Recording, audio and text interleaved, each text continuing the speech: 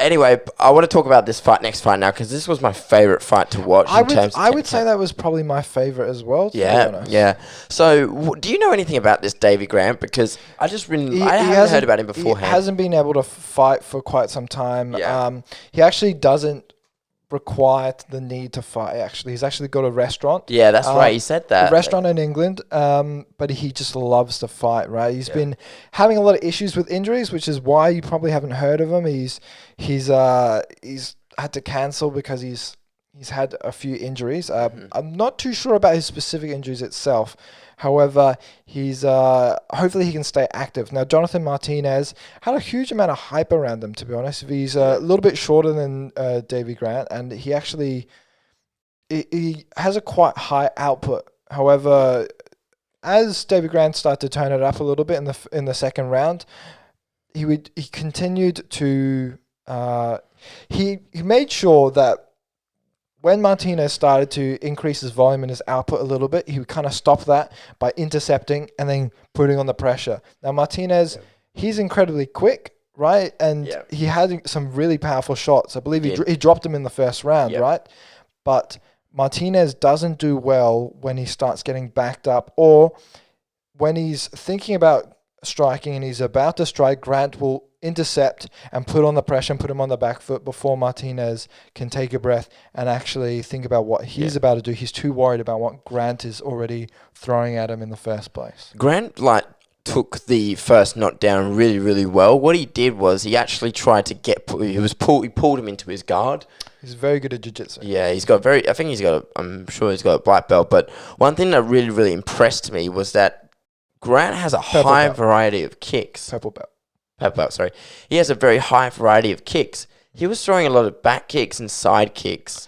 I was impressed. Yeah. So I wanted to ask you, has he got a taekwondo or karate background? He doesn't have a taekwondo background, actually. It's rare to see side kicks these days, unless you're from a taekwondo or karate background, because you don't see many kickboxers or Muay Thai fighters throwing side kicks. No, they're not used. They're either used in karate or taekwondo. Yeah.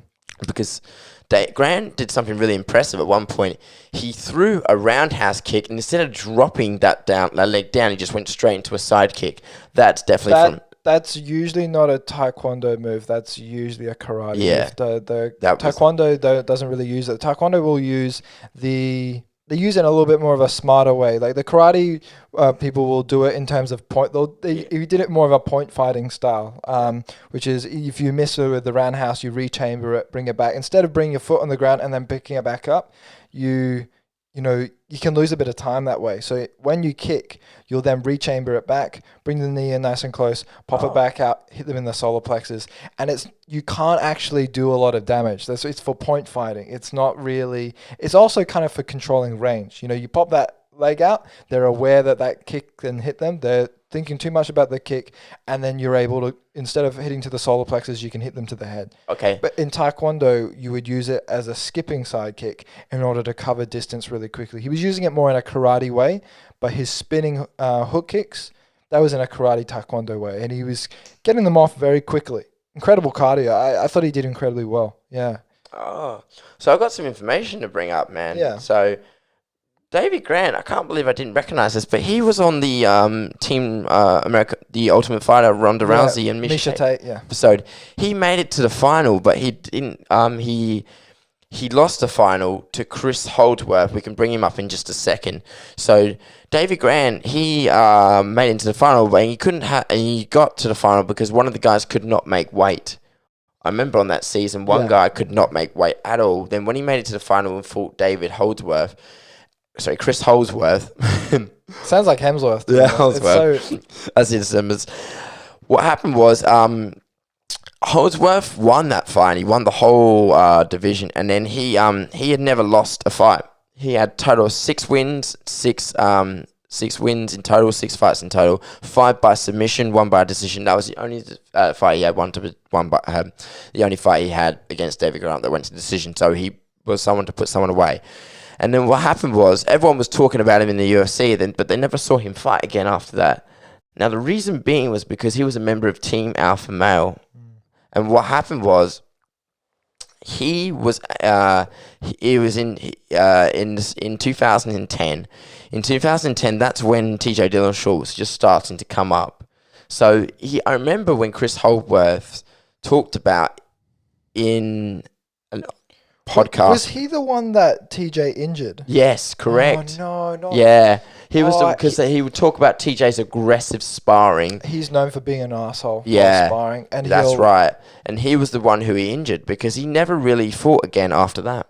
Was also absent from competitive fighting since 2014 while he was taking an indefinite hiatus from competition due to post-concussion syndrome, which he talked about that he gained because he was expected to fight Kai Ho Kang, but he pulled out due to replaced by Chico Camus, which he won by via unanimous decision.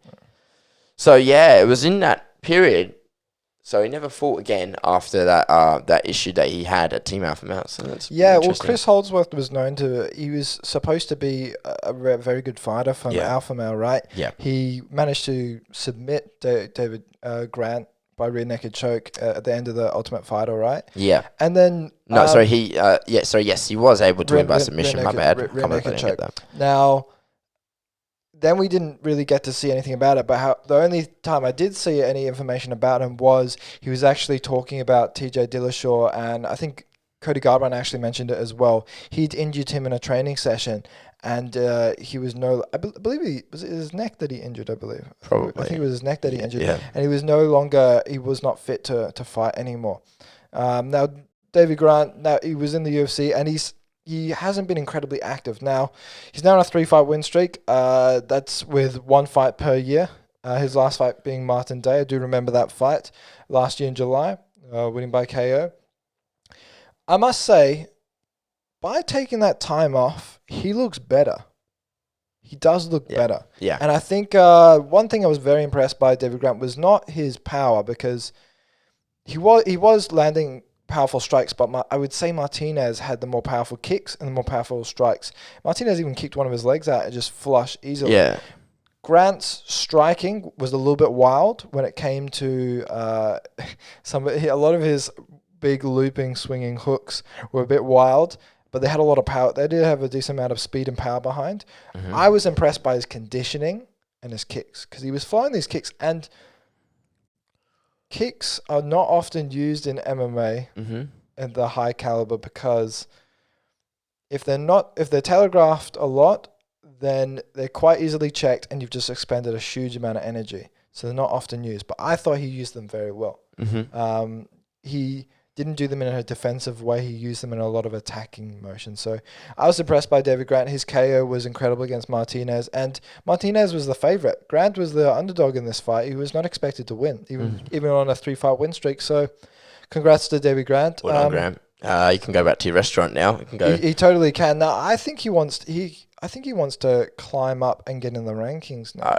Well, I mean, he's 35, Davey Grant. So, he's got a fair bit of time left.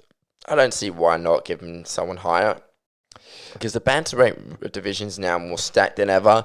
If he wants a nice paycheck, if he wants to get a nice fight in, give him some. I reckon he can just sort of get on the brink of the top 10. Well, he's not in the even in the top 15 at this moment. He's not in the top 15. No, and what would be interesting is number 15, Marlon Chito Vera. Now, Marlon Chito Vera, his last fight was Jose Aldo. However, this would be a rematch. Now, Vera fought Grant back in 2016. Okay. He beat Chito Vera. Okay. So that would be a really good fight as well. You could also even set that up with Kyla Phillips. Kyla Phillips just won last weekend against Song Yadong. So a lot of people in the bantamweight division are a bit tangled up right now, to be honest. Yep. Cody Stabbin versus Merab Dvalishvili. Sorry, I can't say his name right. Dvalishvili. That's going to be set up. That's already set up now, but it's going to be in the coming months. So a lot of those bottom top 15 are actually a bit tied up right now. So the only people I see David Grant actually positioning to get in the rankings is Kyla Phillips or Marlon Chito Vera. I think so. Yeah. Chito Vera would work so well, being a rematch, being 5 years ago. That we'll see if that time taken off by Grant is actually, being incredibly beneficial for him post, concussion trauma. Oh yeah. Yeah, I'd love to see that fight.